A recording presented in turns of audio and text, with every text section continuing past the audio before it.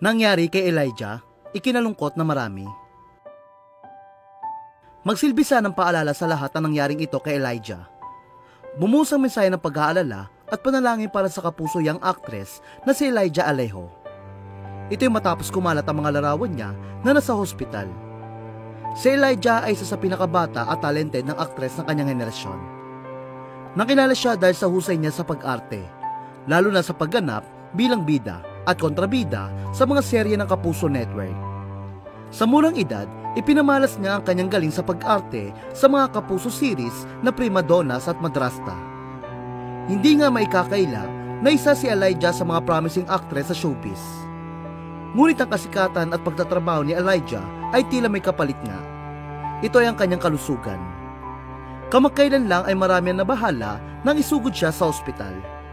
Sa kanyang Facebook post kamakailan lang ay ibinahagi nga ni Elijah ang mga larawan niya na nasa hospital. Kasunod dito ay kinuwento niya na matagal na siyang na-discharge mula sa hospital. Pero nanatili umano siyang tahimik tungkol sa nangyari sa kanya dahil kailangan niya ng oras na magpahinga at iprosesa ang nangyari sa kanya. Ani Elijah, I've been out of the hospital for a while now. I stay quiet because I needed time to rest, to process, to breathe.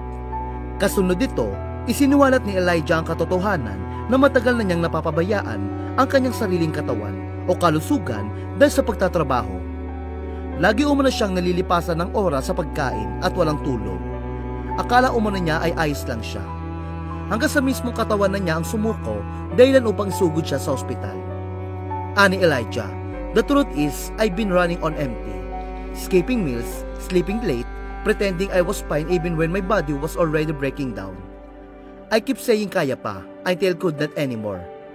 Ayon pa kay Elijah, ang pagkaka-hospital niya ang tila naging wake-up call para matutunan niya ang kalagayan ng kanyang kalusugan. Aniya, that hospital bed forced me to face what kept avoiding, that no amount of work, success, or busyness is worth my health. Health is wealth, and I don't ever want to forget that again. Sa uli ay pinaalala ni Elijah ang lahat ng alagaan at huwag pabayaan ang kanilang sarili, lalo na ang kanilang kalusugan bago pa mahuli ang lahat. Aniya, so if you are reading this, please take care of yourself. Eat on time, rest, drink water, don't wait for your body to force you to stop.